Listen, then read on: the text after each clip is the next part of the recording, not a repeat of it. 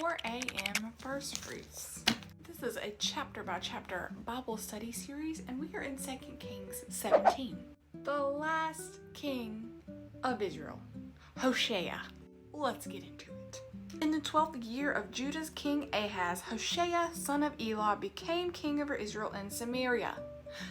He reigned 9 years. He did what was evil in the Lord's sight, but not like the kings of Israel who preceded him.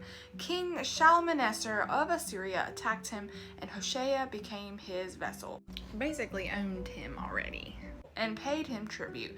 But the king of Assyria caught Hoshea in a conspiracy. He had sent envoys to that's his name, king of Egypt, and had not paid tribute to the king of Assyria as in previous years. Therefore, the king of Assyria arrested him and put him in prison.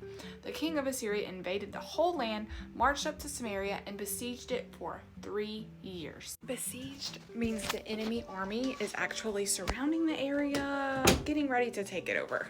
In some ways, this is the heart of 2 Kings, completing the stage of history that began when Yahweh declared a division of Solomon's kingdom. Now let's talk about the fall of Israel. Verse 6. In the 9th year of Hoshea, the king of Assyria captured Israel. He deported the Israelites to Assyria and settled them in Halah, along the harbor, and in the city of the Medes. To deport the locals was a normal procedure because they didn't want anyone to rebel or rise up against them. The whole next paragraph is basically why Israel fell. Pretty much everything we've read previous, it talks about how God constantly sent them reminders, prophets warning them, turn back, turn away from your idols, stop sacrificing to these false gods, and they just don't really listen, and it doesn't ever stick. Verse 7. This disaster happened because the people of Israel sinned against the Lord their God, who had brought them out of the land of Egypt from the power of Pharaoh, king of Egypt, and because they worshipped other gods. They lived according to the customs of the nations that the Lord had disposed before the Israelites, and according to what the kings of Israel did. This line is so important. 15. They rejected his statutes and his covenants he made with their ancestors and the warnings he had given them. They followed worthless idols and became worthless. Verse 18, therefore the Lord was very angry with Israel, and he removed them from his presence.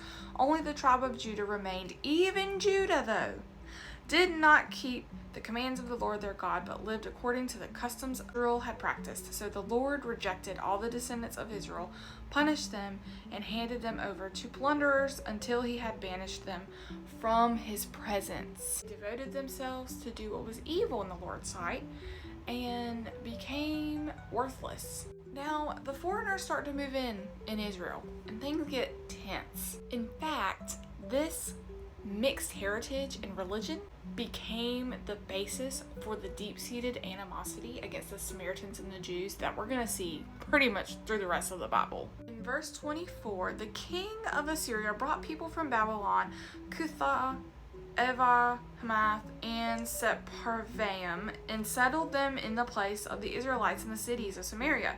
The settlers took possession of Samaria and lived in the cities. When they first lived there, they did not fear the Lord, so the Lord sent lions among them, which some of them. The settlers said to the king of Assyria, the nations that you have deported and placed in the cities of Samaria do not know the requirements of the God of the land.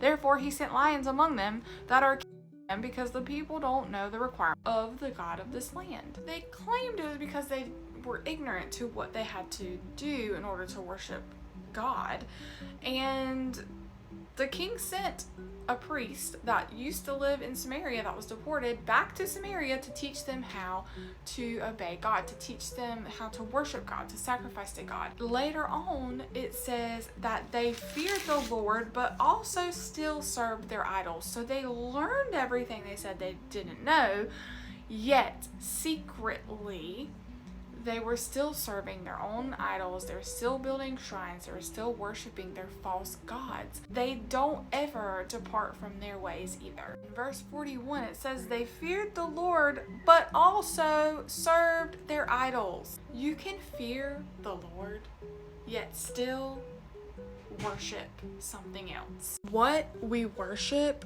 we become. They worshiped worthless idols and they became worthless themselves. That's straight out the book, y'all. Not only is that straight out of the book, but science backs this. There's proof of cognitive and emotional shaping just when we're praying. Our brain activity reacts the same way that when we're talking to a close friend as it does when we're praying to God.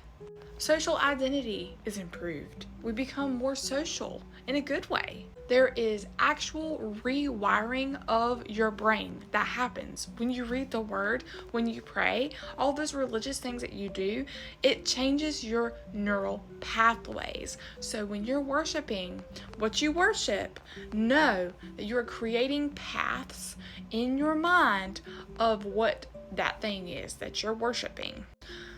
So what you ingest, what you watch, what you hear is changing your brain. There's so much more science that backs that up. And what we worship shapes our character.